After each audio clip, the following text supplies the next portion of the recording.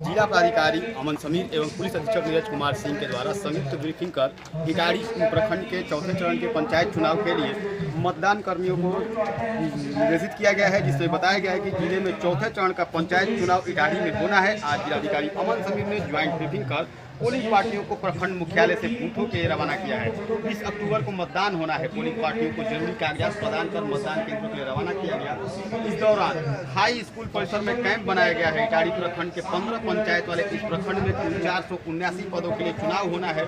यह मुखिया के 15, सरपंच पद के लिए 15, बीडीसी के लिए 21, वार्ड सदस्य पद के लिए 213, पंच के लिए 213 सहित जिला परिषद सदस्य के लिए 2 पदों पर चुनाव होना है।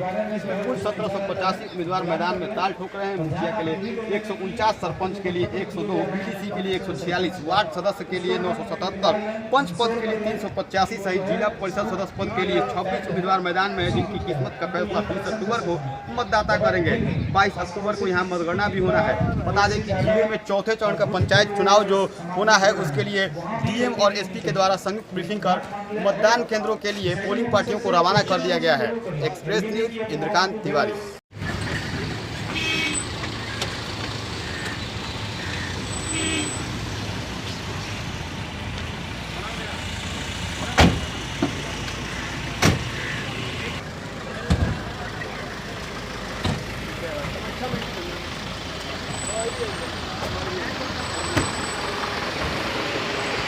किसी तरह की समस्या उत्पन्न नहीं है।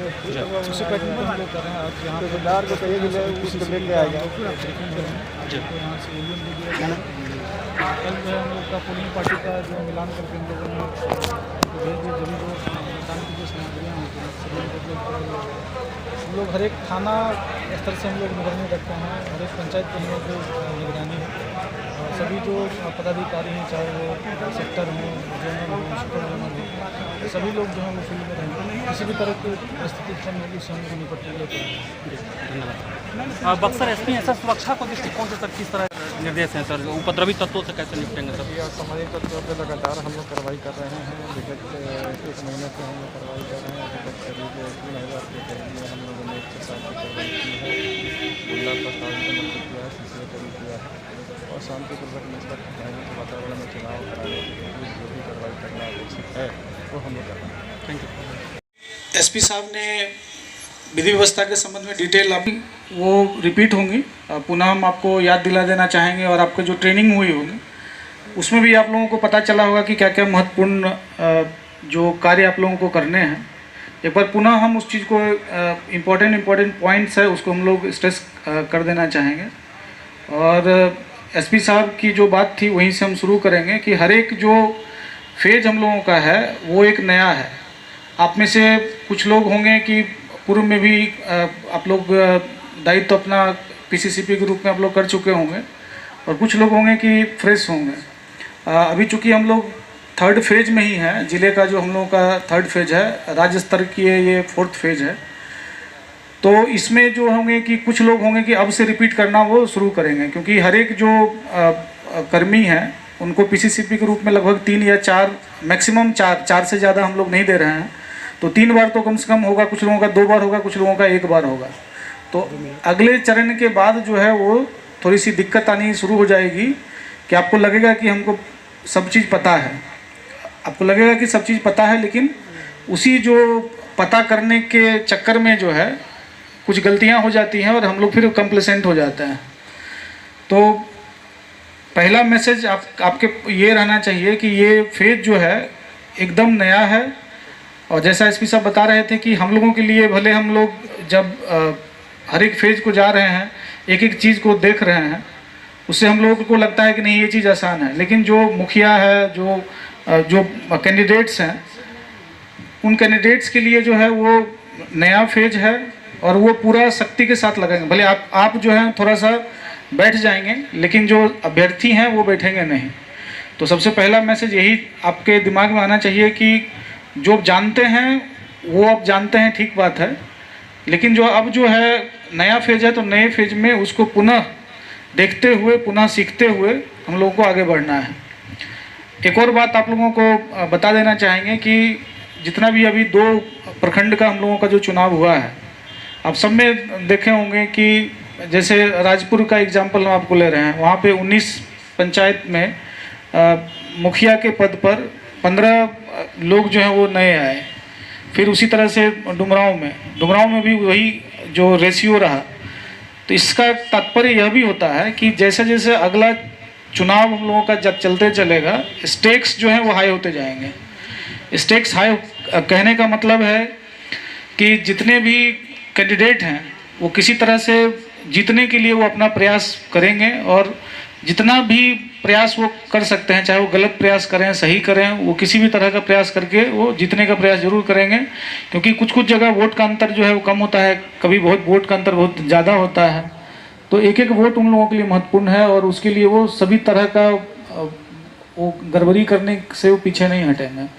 तो इसी बैकग्राउंड में हम लोगों को जो है वो आगे बढ़ना है। अब एसडीओ साहब ने और एसपी साहब ने भी आपको बता दिया है, संरचना हम लोगों का 2 तरह से हम लोग काम करते हैं।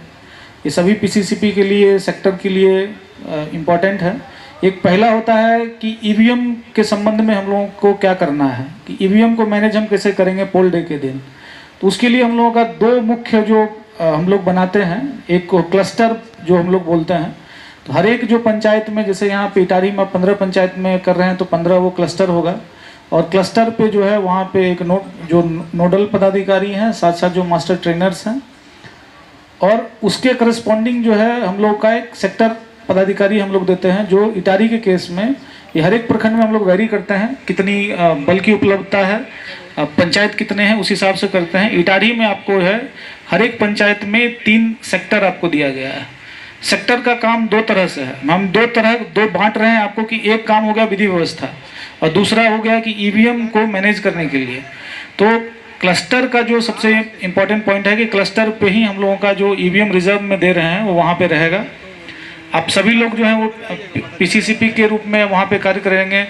कुछ जो पीसीसीपी को हम लोग स्टैटिक कर रहे हैं, तो जो स्टैटिक होंगे तो आप वहाँ की गतिविधियों को, वहाँ पे ईवीएम का क्या स्थिति है उसके संबंध में आप जो है वो सेक्टर से बात करके संबंधित जो आपके जोनल होंगे, और हर एक जो पंचायत में जो जोनल होंगे या तो बीडीओ हैं या सीओ हैं, साथ में जो है वो थानाध्यक्ष हैं, तो सभी लोग जो है वरीय पदाधिकारी के रूप में ही वहाँ पे कार्य कर रहे हैं।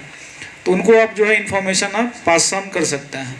तो ये सेक्टर का जो हम लोगों का कंसेप्ट यही है कि हर एक पंचायत में 3 है। जैसे अब एक पंचायत में 3 हैं तो अगर कहीं भी खराब होता है तो सेक्टर जो है तुरंत जो है वो ईवीएम लेके रिप्लेस करने की स्थिति में रहेंगे।